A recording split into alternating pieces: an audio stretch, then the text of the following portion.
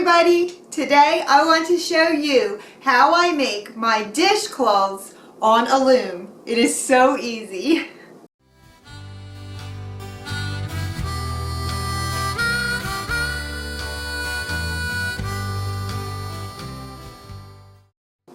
One of the things that I got for Christmas last year was my loom kit.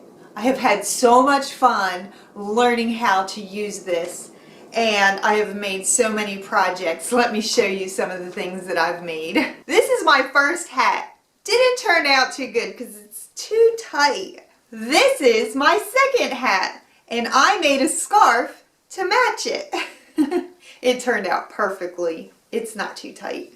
This is my third hat, and I totally love this hat.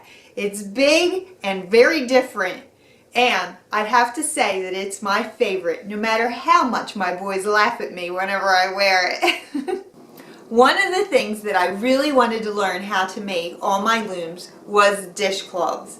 I knit my dishcloths and I crochet my dishcloths, but I really wanted to do it on my loom since it's been so much fun knitting on my loom. Now what I use to make my dishcloths with is the cotton peaches and cream, and it comes in all kinds of colors. You're also going to need a needle, and this is a yarn needle that came in my kit, a loom of course, and a loom hook, and a pair of scissors. And that's all you're going to need.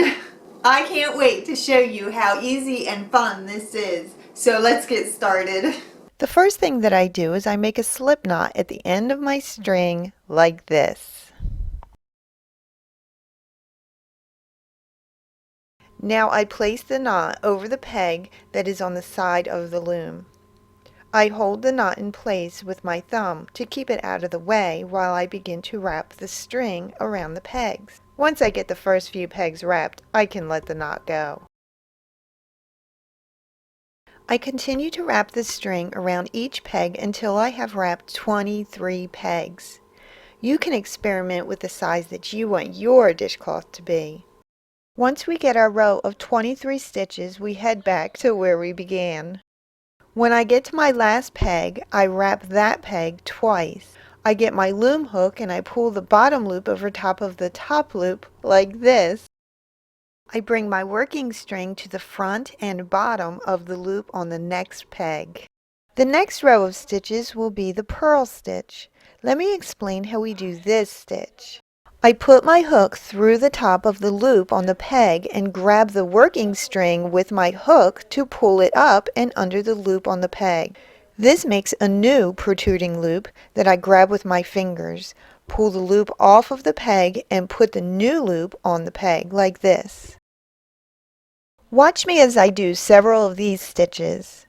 We will continue to do this stitch until we get to the end. The very last stitch will be a knit stitch. All the end stitches are knit stitches. I will show you how to do that too.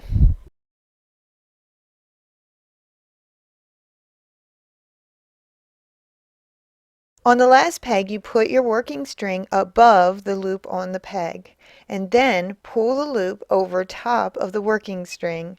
That is a knit stitch. I put a knit stitch at the beginning and end of each row. This makes an even edge to your dishcloth. Now I push all my work to the bottom of the peg so I can make the next row. The next row will be a row of knit stitches. I wrap the string around the top of each peg like I did on my first row.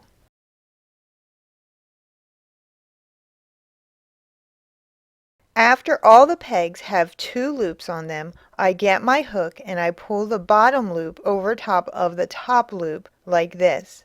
So easy. Now it is time to do a row of purl stitches. Don't forget to make your first and last stitch a knit stitch. Before I start my next row of knit stitches, let me show you how you could weave your end strings into your dishcloth. You can do this at the end and use your needle, but I like to do it this way. Take the loop off of the side peg and untie the knot. Then put your end string with your working string as you wrap around the pegs. When I get to the end, I lift the bottom loop over both the working string and the end string. This neatly tucks the string into the dishcloth. I continue to alternate the purl stitch and then the knit stitch on each of the rows until I am done. I love projects that I don't have to keep up with how many stitches I put in. You could count your rows if you want them all to be the same size or whatever, but usually mine turn out to be about the same size, every one of them. I just stop when they fit over my hand. I don't get all stressed out about it. I just like to do this to keep my hands busy. Now let me show you how to cast off.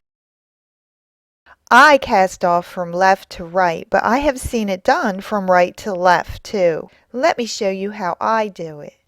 We will be working with 2 pegs at a time.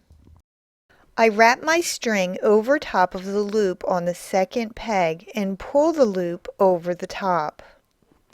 I take the loop off of the second peg and put it on the first peg.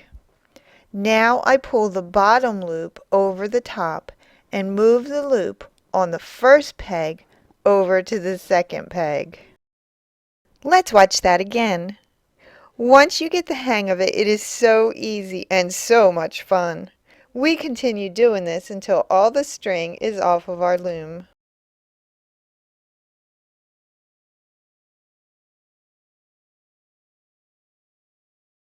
Now that I am done, I cut the string and thread my needle.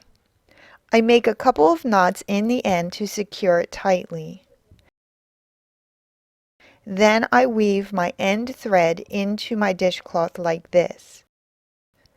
I cut off the extra string and then I am done. Today I want to give a shout out to loomahat.com, and the reason why I want to give them a shout out is because they really inspired me to make this hat, and they really actually encouraged me to want to get a loom when I didn't have one, and I asked my husband to get me one for Christmas. So I'm going to leave a link to their channel down below, and I'm also going to leave a link to the little girl's video that inspired me so much. I thank you so much for watching today, and I hope that this video inspires you to make a dishcloth. Don't forget to check out our Facebook page, and I'll see you next time. Bye! Hi! Susan said hi. Look at what we're making for dinner. We're having chicken and beans and baked potatoes over the open fire. Come on over, you can have some too. So I like to knit while I cook over the fire. Yes. The sweet sun.